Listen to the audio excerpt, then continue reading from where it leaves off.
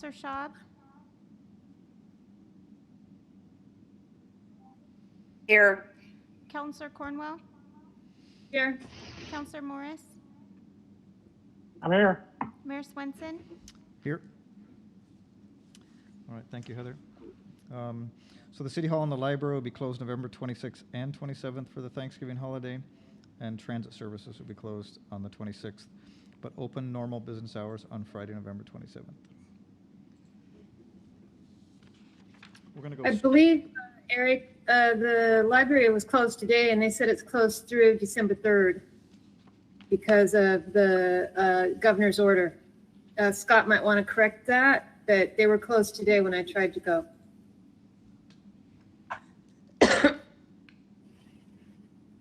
That's correct, Mr. Mayor. Our dates of open and close are dependent on the current status of COVID and the governor's directives. And how about, are the transit services correct that I read? The transit services will be closed on the 26th, but they can continue to operate under restrictions, again, normally on the 27th. Okay, all right. Thank you, Councilor Cornwell. You get to keep your books now longer. Okay, we're going to go right to business from the public, and we have Carl Sundberg.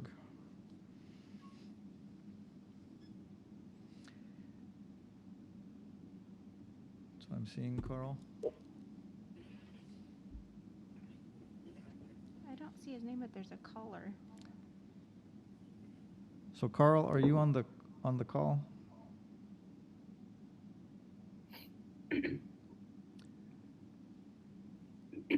Okay, we'll move to our consent agenda. And so may I please ask the city recorder to read the items aloud? The items on the consent agenda are as follows. Woodburn City Council minutes of November 9th, 2020. Purchase and acceptance of a statutory warranty deed for right-of-way dedication at 1251 West Hayes Street, Woodburn, Oregon, 97071. IGA with the City of Silverton, and Oregon Main Street Revitalization Grant refunding letters. Thank you. Would anyone like to ask a question about one of these items or to remove them from the consent calendar?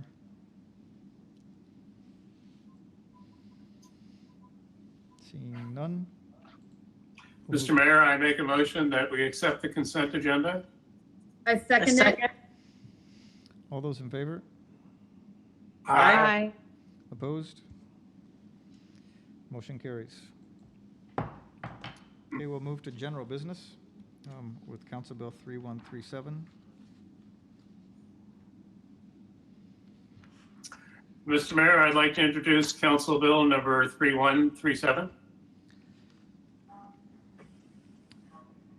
Since this vote is on this ordinance at the last meeting was not unanimous and it is back for a second reading, may I please ask the city recorder to provide a second reading of the ordinance by title only if there's no objection. Council Bill number 3137, an ordinance providing for the management of utility services within the city and access to and use of the city's rights-of-way.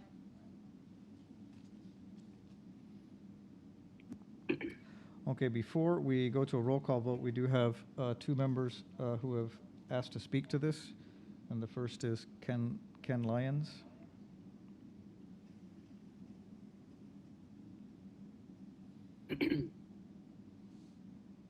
Good evening, Mr. Mayor. My name is Ken Lyons here on behalf of AT&T. Thank you for this opportunity to testify again. I did, of course, testify at the last meeting.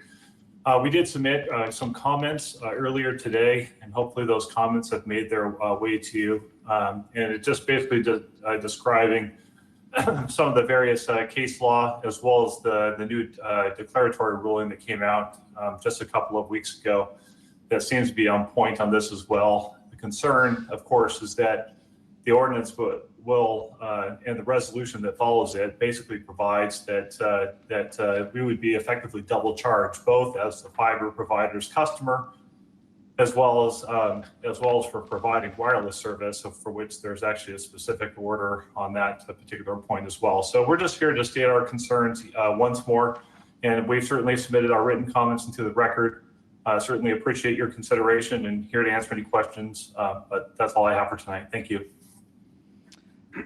Thank you, Mr. Lyons. And Kim Allen?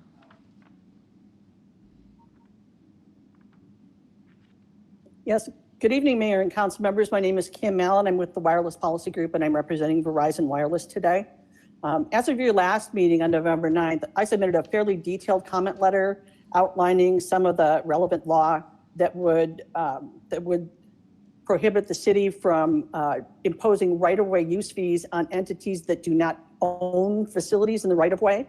The specific ask in the letter was to remove that class of facility owners, non-facility owners, from the scope of the right-of-way use fee. Since our last meeting on November 9th, two events have happened. Mr. Lyons referred to one, which was the Bluebird declaratory order from the FCC, dealing with a very similar situation where you had one entity that owned the fiber in the right-of-way and the other that operated it. Each entity was being charged, and the FCC went into great detail with many of the cases outlined in my November 9th letter to bring home the fact that they do not consider it to be a fair and reasonable fee to impose fees upon entities that don't actually use facilities in the right-of-way, that don't actually own or control them.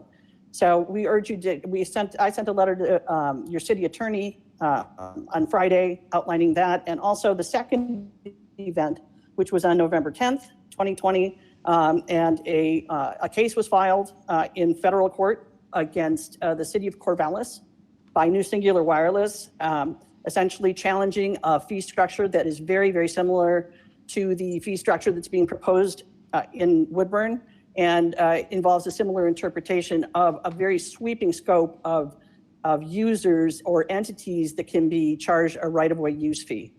We urge you to just step back and take a second look at this, not rush forward, and have a chance to take a look at those two events that have happened, so that your fee structure is compliant with federal law, and will facilitate new development of wireless facilities in the city of Woodburn. Thank you. Thank you. We have received quite a bit of new information, and as a memo from McKinsey. And so, McKinsey, can I give you a chance to speak to the memo you wrote to us and your interpretation of the events that have happened in the last 2 weeks? Sure. Good evening, Mr. Mayor, City Council. Mackenzie Grant, I'm your Assistant City Attorney here. I'm joined by Reba Crocker, the city's consultant with Right-of-Way Management Group as well. And I did provide a memo to the City Council late last week, not involving either of the two cases that have been brought up by the representatives for Verizon and AT&T. Actually, I received a number of questions concerning a Comcast lawsuit that's been filed, or that was filed in the city of Beaverton. So I'm happy to answer questions specifically about that memo, but I would like Ms. Crocker to discuss the two most recent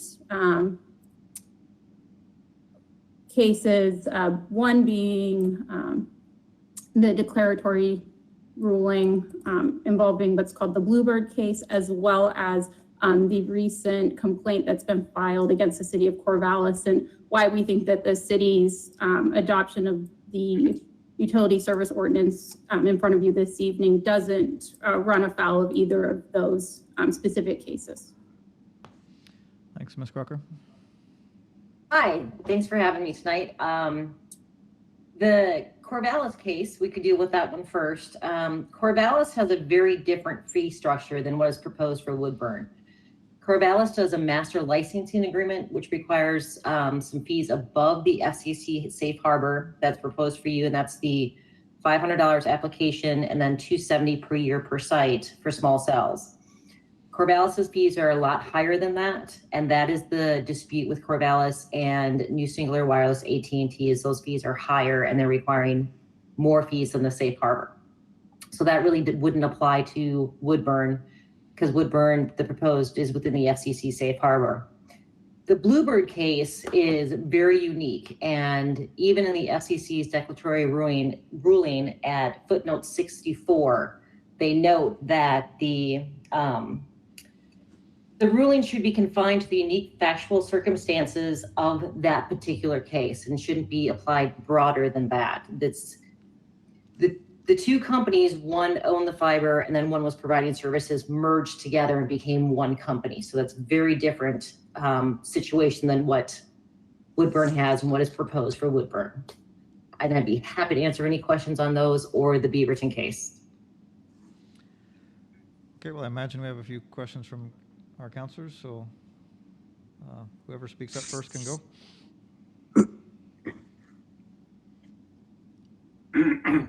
I don't have a question, Mr. Mayor. I just have a comment.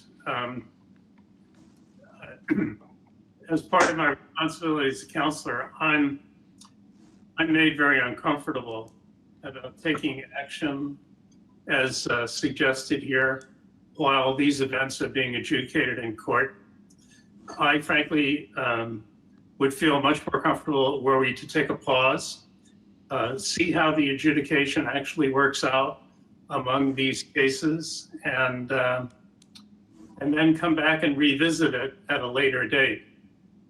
I don't want to get the city swept up in a whirlwind of legal cases if we take action now and perhaps get dragged into something that's already being adjudicated. I'm just suggesting a pause. I'm not sure how long, 6 months, perhaps a year. Thank you.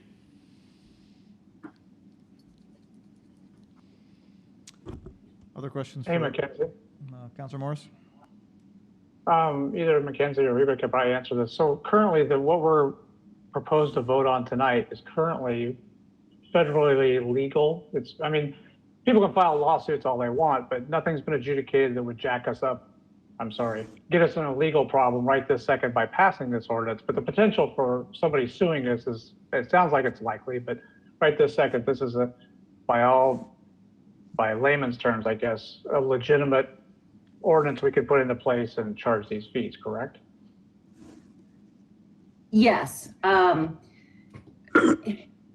What's proposed for Woodburn is very similar to what other cities have that are not being filed against currently right now. Of course, with the election and everything that's happening, I mean, lawsuits in telecom happen all the time across the entire United States, and there's always a lawsuit going on. There's always a complaint going on. There's always a ruling that's about to be issued, a notice of inquiry. It's constantly ongoing. But as it sits right now, there is nothing out there that I know of that this code would run afoul of. Thank you. I have a comment. Councilor Cornwell? From my research and reading, I don't see how the benefits of this ordinance will outweigh the possible repercussions down the road. I feel that Woodburn needs to be friendlier, more business friendly, and if we start or continue things like this, it's going to turn people around and say, no, I'm not coming to Woodburn because, you know, I had this business, this thing in place, and suddenly they're taxing me and putting more money, taking more money out of my pocket, as well as they're going to pass the fee on to users, perhaps not local, but maybe further on down the line. And that's really not, to say, fair to people further on down having to pay for increased taxes for us locally. And as Councilor Carney said, I'd really like to see it play itself out further on down the road. But I don't think right now is a good time to raise taxes or raise fees on anyone. This question is for Ms. Crocker and Mackenzie. If we were to wait 6 months to a year, how would that affect us, or how would that play out? Reba, if you don't mind, I'm going to provide a little bit of commentary related to small cells, and then maybe you can jump in with any final thoughts. Thank you for the question. My concern with pausing at this point in time is that the city doesn't have a good regulatory program in place for oversight of what's called small cell facilities. The ordinance being proposed covers, all utility services. But when we first started this, it was initially to address and ensure that we had a licensing program in place so that we could actually process and approve permits for small cell facilities. So putting in place a pause may actually hinder the city's ability to address small cells. And, we could come back with a modified version of this that addresses only small cells, but that does need to be looked at because currently the only mechanism for the city to approve small cells is through a franchise process, which probably wouldn't meet the FCC shot clock rules as they stand right now. So that is a concern of us in terms of pausing this ordinance right now, but Reba, maybe there's some other thoughts that you have as well on maybe some of the repercussions and not moving forward this evening. Certainly there's what you had mentioned as well as if you don't have a mechanism in place, small cells are coming. If you do not have a mechanism in place to recoup at least some of those costs, and what is proposed for Woodburn is the FCC safe harbor, which you will lose money regulating your small cells just in issuing the permits alone. Then if you, your only mechanism is by franchising system costs you a lot of money in McKenzie's time or your city attorney's office time, and you won't meet the shot clock rules, or you'd be very tight to meet those. And the chances for, once somebody's installed something, it's hard to come back later and say, well, you didn't meet the FCC safe harbor or the FCC rules that we would like you to meet, but you had nothing in place. So you have no rules for them to abide by. Currently, the Shot clock you're talking about. So small cells, the FCC has put some time frames in place that when they apply to put up a small cell facility, which is 28 cubic feet according to the FCC, which is a small refrigerator, you only have a certain amount of days to approve those, 30, 60, and 90, depending on the type of installation. And if you do not approve those within those time frames, it could be deemed granted, meaning they can put up whatever they applied to put up without any city oversight whatsoever. So there's deadlines on the city that you have to approve by a certain number of days, depending on the type of installation they request. Mr. Mayor, can I jump in the tail of Councilor Wallace's question? Please. Reba, I've had a few conversations this past week, and I just want to kind of clarify from the last meeting, setting the small cells and the regulatory issue aside there. Well, first I'll say that if the city doesn't have a regulatory process for small cells, as I understand it, then the cost of regulating and trying to permit those could be passed on to the citizens of Woodburn between the permits if there's no recovery mechanism there. And so that is always a concern when we're in a position of subsidizing a corporate interest. And then the other question I had, or a comment, I guess, the clarification is, the city already levies fees on people, on companies that are utilizing the right of way in the interest of the public who owns that right of way to their benefit. And the fee structure is seeking to recover fees from other companies that are utilizing that right of way, but not paying a franchise fee in the interest of the public. So those dollars go to pay for public services that support our community. And so what we're seeking to do, that's the leveling of the field here, if we will. Everybody who utilizes the residents of Woodburn's right of way for profit pays a fee that then benefits the community with the dollars that we use then to provide public services. If we don't do this, then companies will be able to continue to use the right of way through these third-party agreements without paying the fee. Have I got all that right? Yeah, you broke up a little bit, but I think Yes, because you've got some providers that are paying a right-of-way usage fee underneath the the current franchising system. And then you've got other providers that are using the right-of-way that are not paying. So the cost to manage that, the city is paying and you're only recouping it from some of the people that are using the right-of-way. So the tax dollars that the city generates is going for that instead In of terms of the right-of-way, here, it seems to me that the policy question for the council is, we manage these right-of-way to the interest and the benefit of the public and our residents in Woodburn. And that's an important source of revenue we then use to provide parks and recs and police and all those general fund services. And the question is, you know, is this an equitable to charge everybody using it that right-of-way or not? For potential other impacts that people have concerns about. So I have a question. Go right ahead. Could you, Reva, tell us again the cities that do already have this in place that aren't being sued? Oregon City, but they were involved in a lawsuit with Water Environment Services of Clackamas County, Milwaukee, Gladstone, Gresham, but they were also involved in a lawsuit and won. So did Oregon City, Tigard, Tualatin,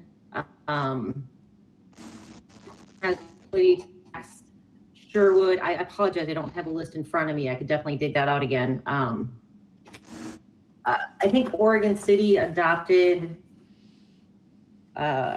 early 2016, maybe. Hold on, I'm trying to look it up really quick.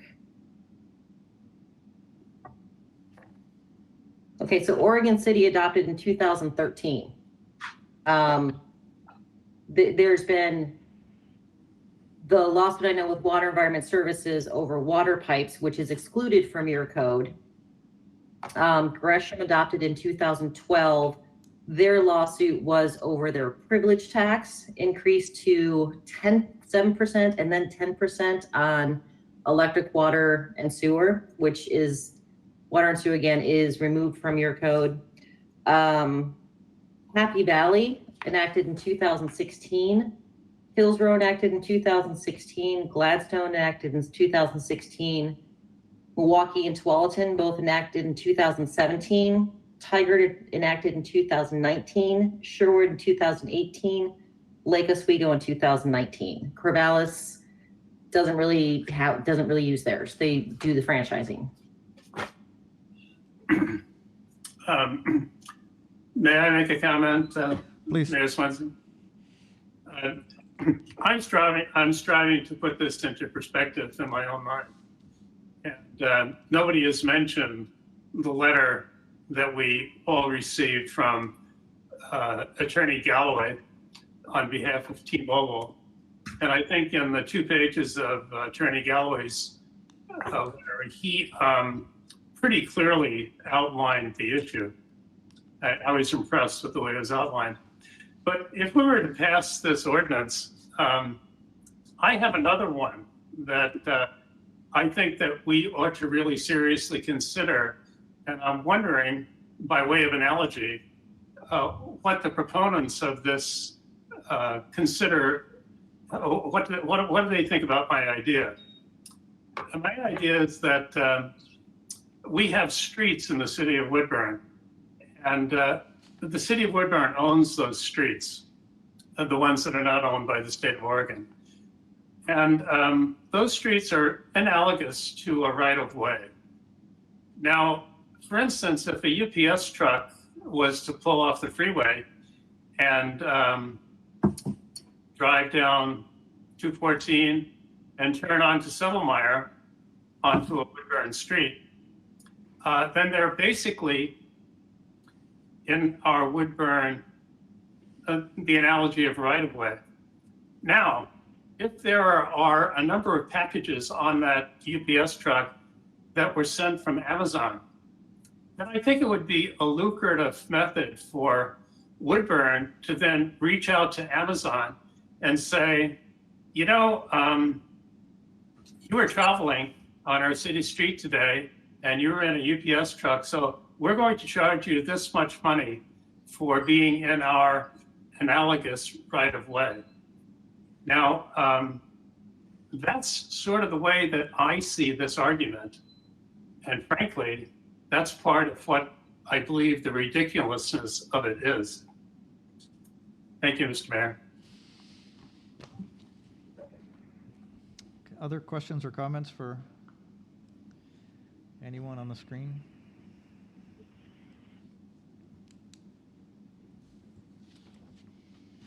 Alrighty. I have a question. Councilor Shub? Yes, I just would like to know if, with our current franchise fees, can those franchise utility providers increase or pass along any increases to us? Can they and do they? Reba, do you want to go ahead and, so two different questions that I underheard, Councilor Schaub, is do they currently pass along any of the franchise fee costs? And then by implementing this ordinance, would there be any increase? Yes. Okay. So currently, your franchise providers, the ones you have franchised with your long agreements, the FCC allows them to pass on certain costs to the end user. For example, on your cable bill, you can see a franchise fee and a PEG fee, PEG fee passed along. Same with your Northwest Natural and your PGE bill. You see certain fees passed along and mentioned on there. And those aren't the only fees they pass along. They are not required to pass those fees on. They certainly can. Your cable provider is also allowed to pass on break room supplies, but they don't. If they are charged that fee, then they can pass that on to the end user if they choose so. That is a business decision they make. You can't, because the FCC says they can, we can't say they can't. So they can, and they typically do. And your current franchisees, I'm sure, pass those fees on. Just like the 911 universal fee on your phone bill, it's passed on to the end user. Does that answer the question? I think that gets to the first piece, but can, the second question is anything being proposed this evening? Would any of the current franchisees be able to increase their pass-through costs? Right. No. They can only pass along what you're charging them. So if right now, if you're charging them 7% and they're only passing along 5%, they can charge the entire 7% to the end user. They can only pass along what they're being charged. They can't increase because they want to. They can definitely add another fee that they pass along. Cable providers add like a regional sports fee or other fees like that they pass along. But as far as the actual fee that the city is charging them for a right-of-way usage fee or a franchise fee, they can only pass along what the city is charging them because they have to remit that to the city. So if they are currently charging the full percentage you're charging them, then no, they can't increase that. Unless you increase the fee you charge them, they can't increase. So Reba, I'll jump in here just for a second too, because one of the ways that I've thought about this and talked about it with people has to do with those services that currently aren't paying any franchise fee that will be caught with a fee under our new ordinance. And it's hard to know because we don't necessarily know who those pass-through services are or what market forces are. Part of my perspective on it is that there's a market component of this, of competition, that's difficult for us to know how the market will respond. It's been suggested that a lot of these companies charge competitive rates without having to pay the fee, creating a competitive disadvantage for some franchisors that do, for example. And so how will people respond? It depends on who their provider is, presumably what the competition in the market is in terms of how these fees equate out at the end. And that's very difficult to know. It is, and if I can also have I thought about that correctly, do you think? I mean, does that make sense? I think you did. You know, if you've got two providers and they're both charging, let's say, $30 a month for service, the exact same type of service plan, whatever, one of them is paying a franchise fee and the other one isn't, but they're both going to charge, the one that isn't paying the franchise fee is still going to charge the same amount, so they're competitive. They're not going to say, well, we're going to charge less and get more of the market, because that just, they all charge basically the same amounts. If you compare plans, they're pretty similar within a couple dollars. So just because they're not paying a franchise fee doesn't mean they're going to pass those savings on to the end user. Additionally, you know, it's because the FCC allows them to, and the FCC could make a ruling tomorrow. I hesitate to say what the FCC is and is not going to do is when it, or even if it will flip. Typically it does with the new administration, but they could make all kinds of rulings that contradict what's on the books right now. I have an additional question for Reba, Mayor McKenzie, and referring back to Councilor Carney's reference to the Davis Wright Tremaine question about T-Mobile. So their statement that's asking for clarification where a wireless provider such as T-Mobile is simply a customer of a third-party carrier, that the third party's carriage of signals on the third-party carrier's facilities is not use of the ROW by the wireless provider. And would that be a request from the same providers from AT&T and from Verizon? And what would that do to our proposal when that was included? Well, for the T-Mobile letter, they've cited that Bluebird case that, you know, doesn't apply. They put in a definition of right-of-way and cited that they're using the definition of a cable system, which wouldn't apply to a wireless provider. But T-Mobile and Sprint are also merging. So T-Mobile is actually using Sprint's facilities, and they're going to be one company, and Sprint owns facilities.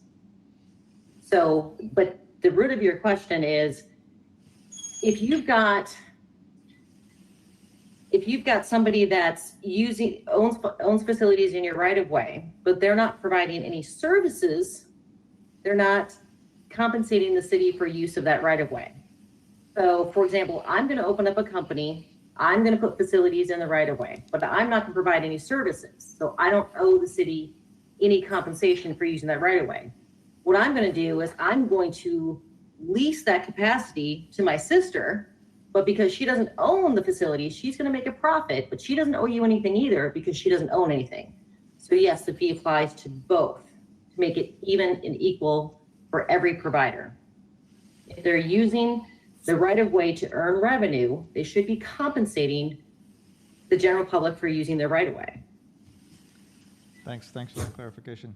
And maybe before we wrap up, if the city administrator could bring us back to the origin of this, like the reason we're doing this, the big picture, would maybe help clarify here. Sure, I'm happy to do that, Mr. Mayor. So when we first started talking about this, we realized that our franchise program that we had in place was becoming quite antiquated and wasn't remaining current with the technology and the pace at which telecommunications moves. Local governments in Oregon have struggled to keep up with the pace of change of technology and how it impacts their communities and their right-of-way structures. So this was an attempt to try to become more modern and to try to also implement a program that allowed us to regulate the use of the publicly owned right-of-way, the private infrastructure in that publicly owned right-of-way, and to also anticipate the small cells, which are right around the corner. There's been a lot of discussion about that for a little while now. And then by capturing the total use of that, it also provides revenue to the city that also helps us provide services to the community. So the use of that private infrastructure and public right-of-way is a significant source of funding, and we manage that in the interest of the public. We try to maximize the benefit to the community from the use of that right-of-way. And so all those things were factors in us bringing us to the city council. I might look to Mackenzie or Jim. Did I miss anything in that? No, that was an excellent summary, Scott. I don't have anything further Okay. to add. Thank you, Mr. Mayor. I have a question for Scott. Go ahead, Councilor Carney. My understanding of case law regarding right-of-way is that the money paid by the people that use the right-of-way should go for administrative and maintenance expenses and not to be used for other purposes. Am I incorrect in that? Well, when it looks at the small cell structure and the rules on the FCC, I think there's more restrictions on that. But you may recall in the general fund of the city, the right-of-way revenue is the second single most important source of funding next to property taxes for the services we provide. And so I would say that the right-of-way franchise fees are regulated by the state in terms of what they're set at, and that money goes to the general benefit of the community. May I add to that? Please. Yeah, please do. The fee for the use of the right-of-way is fair and reasonable compensation for rent of the public's land.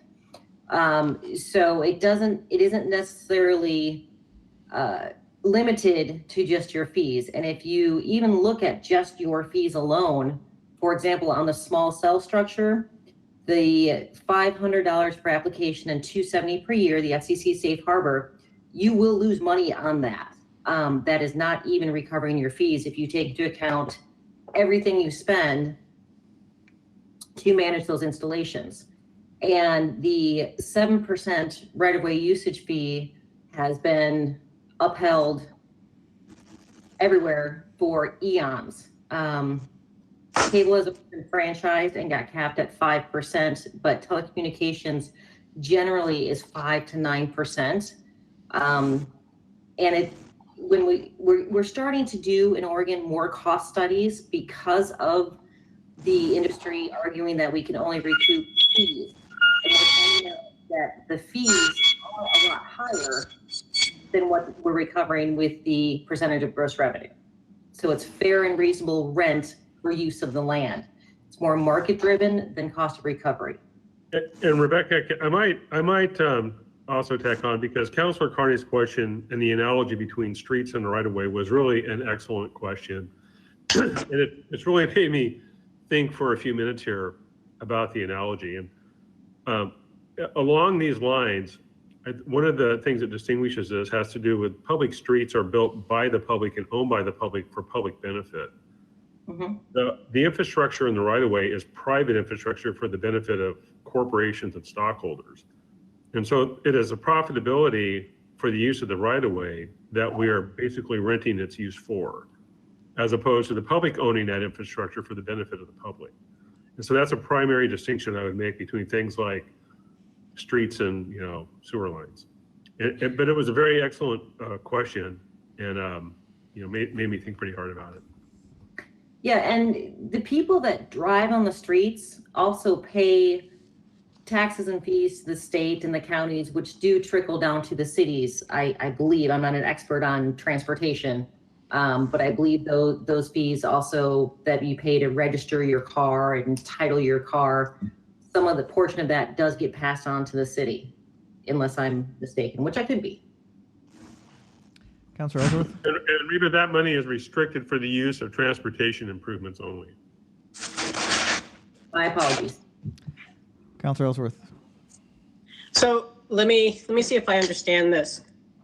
We're talking about a fee structure that will be, in a sense, a fair share across the board.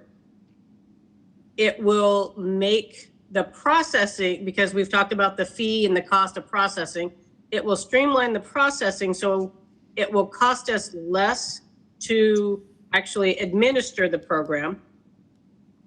And we as a council have a fiduciary responsibility to our citizens to make sure that we are being compensated for the use of our land. Is that my understanding? or is that the position that maybe Reba and Mackenzie would have? That's my understanding, is it's the public's land and they deserve compensation for the use of their land, and it's held, you hold their land in trust. That's my understanding. And then originally, my concerns were with the possibility of passing those costs on to the consumer, but it sounds as if there's a cap on how much that can be passed on, and it's very likely that it is currently being passed on to the end user. So if I don't use it, I'm not going to be charged, but if I use it, then I'm using the land in the city by using that service. So I guess in a sense, I should be paying my share of use. My question or my concern was also, are we looking at, because we're talking about the small cell, are we talking about a disparate impact on minority and women-owned business, or are we talking about something that would then be a barrier for new business? That was something that I think Councilor Shaw brought up. By doing this, is this a barrier that is an unreasonable barrier for small business? I don't believe so. I don't believe you're going to have a small business come to Woodburn and say, I'm going to now be a telecommunications provider.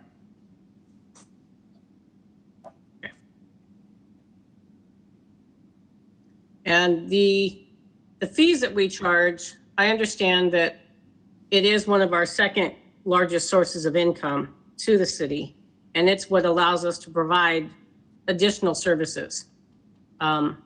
Very much as if, you know, the city owned a piece of property and rented it out.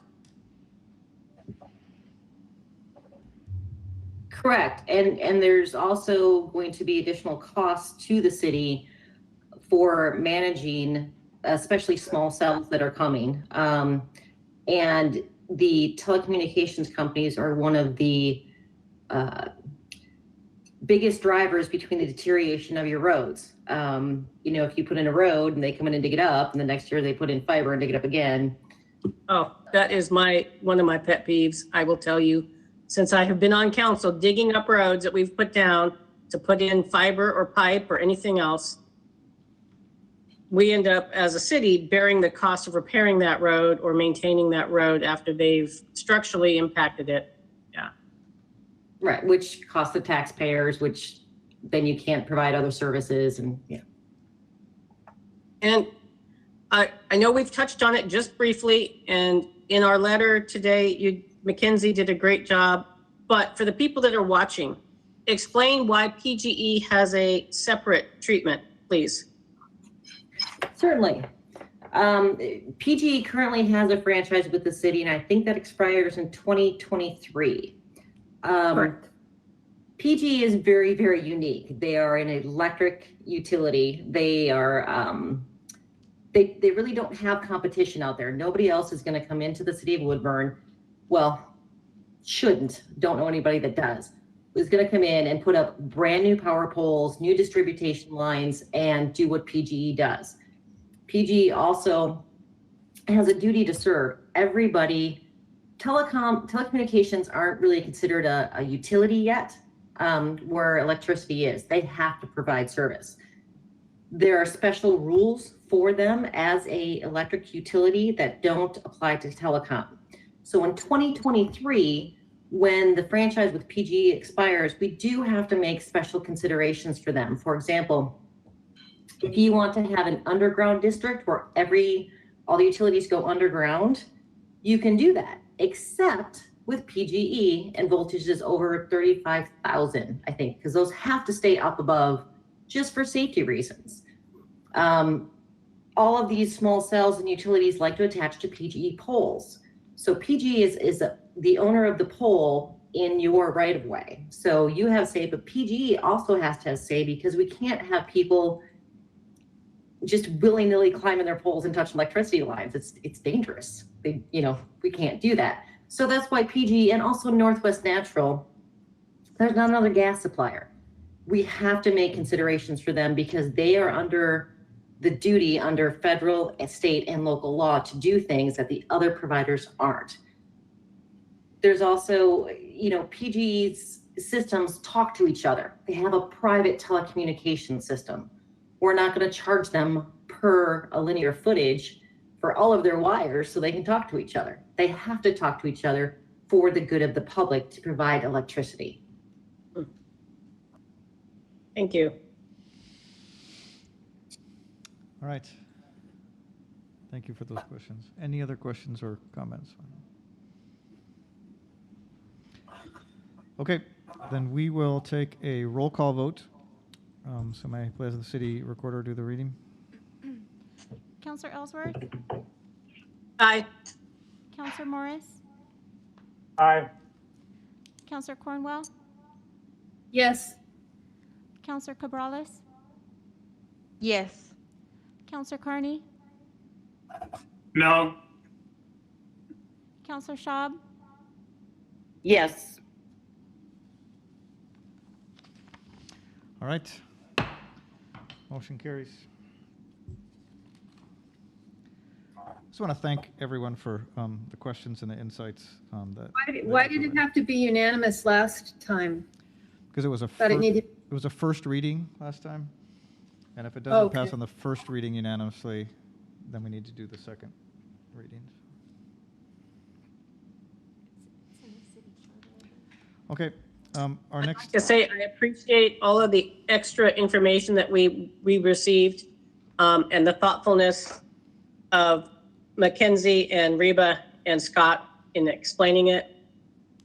This was not an easy vote. This was a very difficult issue. And so thank you all for listening to everything that had to be said and making that decision. I agree with that. Thank you very much. Okay, our next item is Council Bill 3138.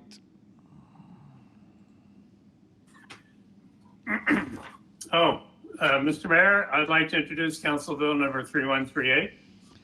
Council Bill 3138 has been duly introduced and is a resolution and such requires one reading. And we please have the reading by title only if there's no objection. Council Bill number 3138, a resolution setting the right-of-way utility license and usage fee rates within the city of Woodburn. Right, we've just talked a lot about this, but is there any further staff report? No specific items, Mr. Mayor, City Council, just to mention that, you've adopted the ordinance now that allows for the fee structure to be put in place by resolution. Okay, any questions about this follow-up to the? All right, let's have a roll call vote, please. Counselor Schaub, Yes. Counselor Carney, Yes. Counselor Cabrales, Yes. Counselor Cornwell, yes. Counselor Morris, Aye. Counselor Ellsworth, Aye. All right, Council Bill 3138 has been duly passed. We next move to item 12, the Planning Commission, in administrative use accents. We have a call-up briefing. Approval of design review and exception of right-of-way and improvement requirements application package for Woodburn Urgent Care. Is there anyone who'd like to call this up? All right, seeing none. Next is item B, approval of conditional use design review for the line adjustment on 1430 East Cleveland Street. Do we have a staff report on that?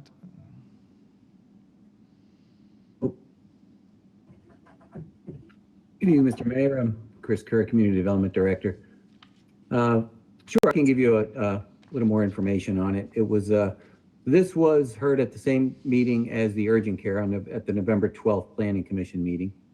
It was an approval for a conditional use design review, included one variance that's for some parking space width and depth on some of the spaces, as well as a property line adjustment to consolidate some of the lots here.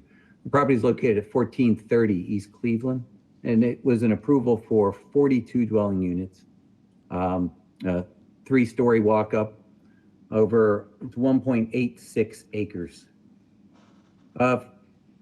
The zoning on the property is commercial, and that's what triggered the conditional use approval. You may recall, it was probably a year ago, maybe 18 months ago, the city council modified the zoning code to allow multifamily apartments to be allowed in some commercial districts, provided they went through a conditional use approval, and excluded them and prohibited them from other commercial areas, particularly out at the interchange. So at this particular location, multifamily apartments are allowed as a conditional use approval in commercial areas. There were 7 revisions, pardon me, from the Planning Commission that were made to the proposed staff report. Those basically came about from the applicant raising some issues. They were pretty minor in nature, had to do with some of the architecture issues, some tree issues.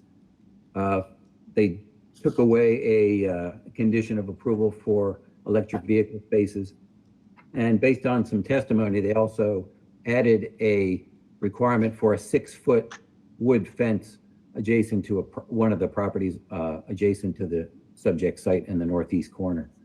2 people spoke in opposition at the meeting. It was Mr. Gonzalez and Ms. Schossler. Generally spoke about privacy screening, which led to the Planning Commission's recommended condition to add fencing on the northeast corner, or a solid fence on the northeast corner.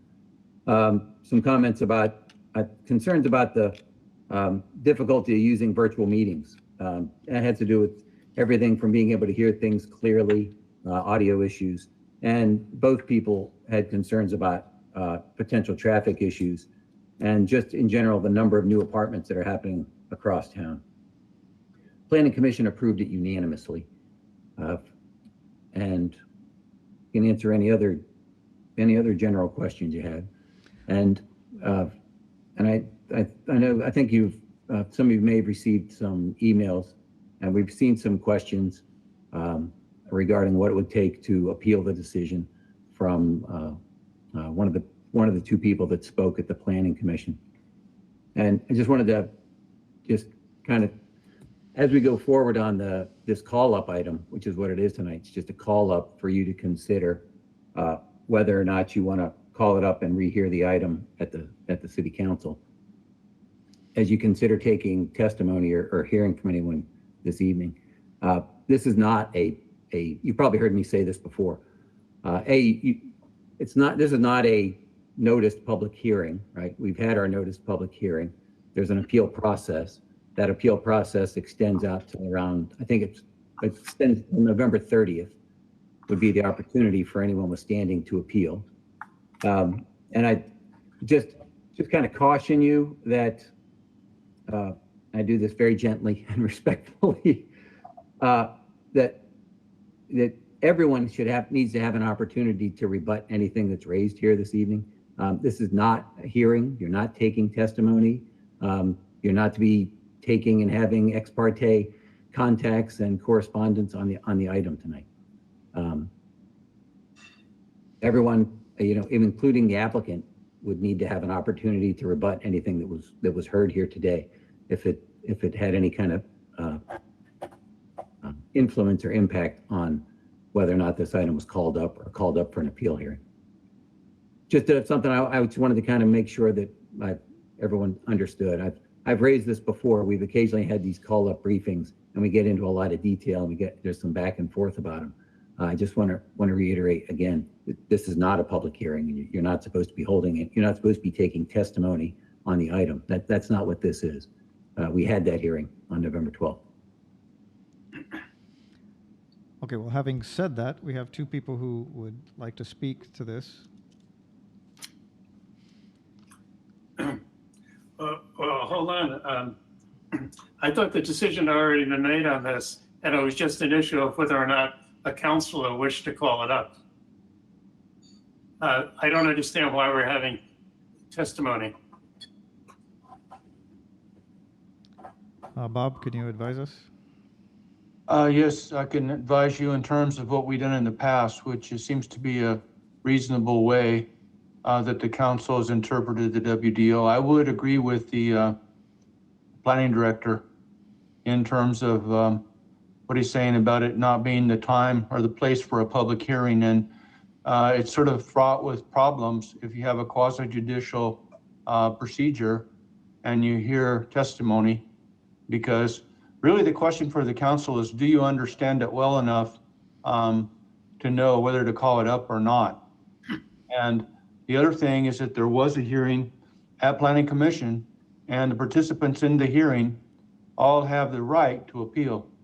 So, I mean, there's two processes. One process is for the participants in the hearing, they can appeal. The other process would be the council, since it's the council, always has a right to call something up. So I hope that helps. I mean, it's the bottom line is that you don't need to hear, and you really shouldn't hear, any testimony tonight. I mean, the focus of tonight should be your staff's analysis, and is the council feel as a body that it has an interest in calling it up.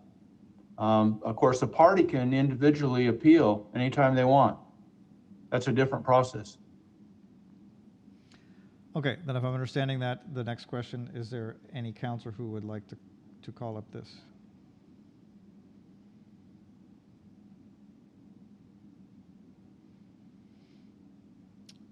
Okay, hearing none, we will move to the city administrator's report. Thank you, Mr. Mayor. I'll be brief. People have been asking, what is the impact to the city under the new COVID slowdown restrictions from the governor? I wanted the council to know that we've taken a double look at how we're operating at the city, and we've also been given some new OSHA rules around our employees and safe work environments. And as a result, we've continued to send more people home to work, which was a pretty small number of people remaining. And we're also starting a few shifts a little more stringent. I'd have to say, and I include myself in this, I was starting to make more of an appearance at City Hall. Certainly easier for me to work when I'm there. But I have doubled down on my efforts to not just go into City Hall. And we have new limitations on the number of people who can gather, and the mask requirements have tightened down too. So if you're in City Hall, you have to wear your mask all the time, unless you're enclosed in your office by yourself. And if your door is open or somebody comes in, you have to wear a mask. So if counselors decide to go to City Hall to get your mail, just be advised that the workplace rules for City Hall is that you have to wear your mask inside City Hall. And I'd encourage you to use hand sanitizer and maybe avoid people, which is what we're trying to do. Another issue came up I wanted to tell you about is I had a conversation with Love Santa and Robert Prinsloo. And Love Santa is not collecting items for donation as gifts. It's all food baskets this year. There's tremendous need for food and food distribution in Woodburn and our surrounding area.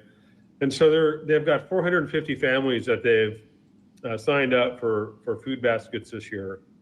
And Robert was talking to me about the need to raise money. And the idea came up whether or not the city's economic and business assistance program could also accommodate nonprofit organizations like Love Santa. And turns out that we're able to do that. And so last week we issued a solicitation to some of our local nonprofits to access some of our CARES funding to help them in this time of need and with COVID impacts. And I'm happy to say that Love Santa did submit an application to us, as well as one or two other local nonprofit organizations. And we're hoping that we can fund those requests out of the Economic Development Assistance of CARES, because we know that's going to go into direct support of people in need in our community. And so just wanted to drop that in your ear in case you get wind of it, that's happening.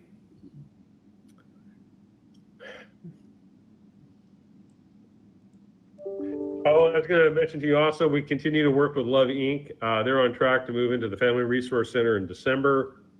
There was a bit of a hiccup with some of the technology in the building needed to run wireless and internet services, but the city was able to resolve that for them as well. And we look forward to them getting up and running there too. So that's all I have, Mr. Mayor. And have a great Thanksgiving. If I don't see everybody, please be safe and have a good holiday. Thank you. Thank you. Okay, do we have any councilors who would like to give a report? I would. Thank you. Councilor Shub? Yes, first of all, I want to wish everyone a happy Thanksgiving. I'm not sure how happy it can be with all of the quarantine. I know I can't be with any of my family, so my heart goes out to all of those that are remaining in their homes by themselves. One thing I did want to report is that the third program has delivered 41 tons of food since April, and that's through the Aware Food Bank. And as a member of that CERT team, I just want to shout out to what a wonderful job they're doing. And again, want to wish everyone a happy Thanksgiving. Thank you. Thank you.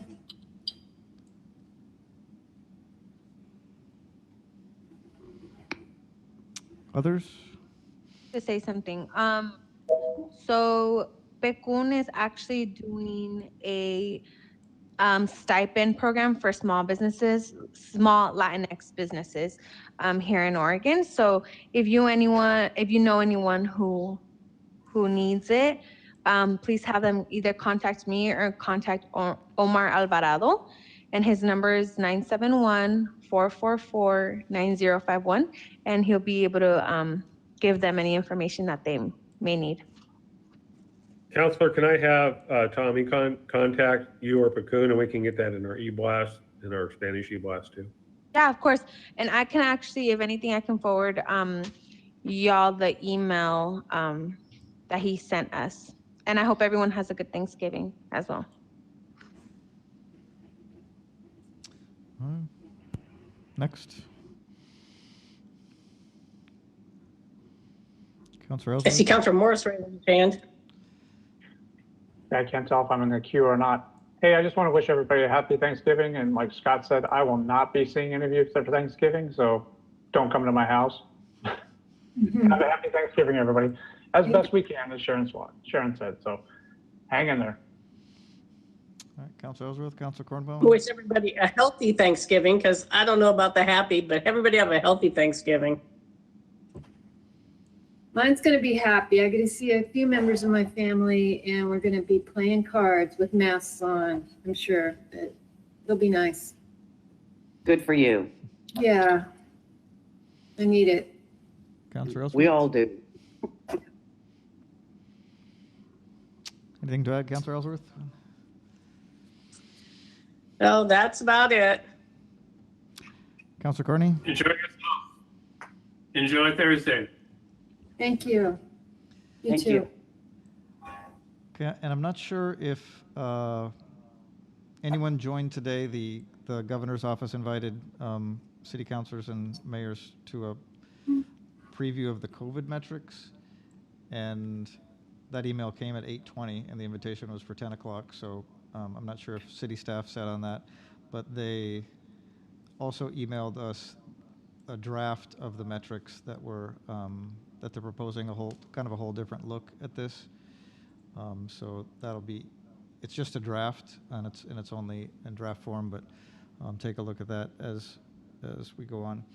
And a reminder that on December 3rd is our region's training for, and the city administrator can verify this. I think our region is Region 3, and so anyone who would like to participate in that training about roles and responsibilities, you can contact Brenda to do that for October 3rd, or for December 3rd, sorry. Mr. Mayor, is that for new counselors? Yes, but I believe Scott, you had talked about it being valuable for anyone to, like your CPR, to get it renewed. It is, Mr. Mayor. Thank you. Councilor Carney, yes, anybody who's newly elected or a city councilor wants to participate in that, you can. So if you'd like to, we can sign you up. I'll tell you that our 2 new city councilors are coming on board, have signed up to participate that on December 3rd. And I'll tell you also that I am part of that program. So that should not dissuade you from participating. But if you want to, we'll have Brenda sign you up. Just let us know. Yeah, I could use a refresher. I was told this week that there's some 300 elected officials signed up on that particular date so far. What time is it at? Oh, I'm sorry, Counselor. It's okay. I just, I asked to be signed up, but I don't know if, I don't have any confirmation. Okay, well, I'll take care of it tomorrow. Just listening, Mr. Mayor, are you signed up, Mr. Mayor? I had asked to be signed up as well, so. Okay, so we I don't have want to miss the Mayor, graph, your famous graph. Council Party. Is it all on Zoom? It is. And what time is it at? Sorry, Scott, I missed it. I should know that. I believe in it's the like an morning. all day. It's like a Okay. 9 to 3. Okay, if it's in the morning, please sign me up. If it's in the evening, mine is a TBD. I believe it's 9, Okay. like 9 a.m. to 3 p.m. I think it's an all day Yeah. event. So, Okay, then yes, sign me up. excellent. Okay. Okay, with that, we'll also wish everyone a happy Thanksgiving, and we'll see you in the second Monday of December. Okay. Move Bye, adjourned. everyone. Thanks. Bye, everyone. Gonna get a move Good to night. adjourn. Or we could just go. Good night. All right, all those in favor, say aye. Bye. Bye. All right, meeting adjourned.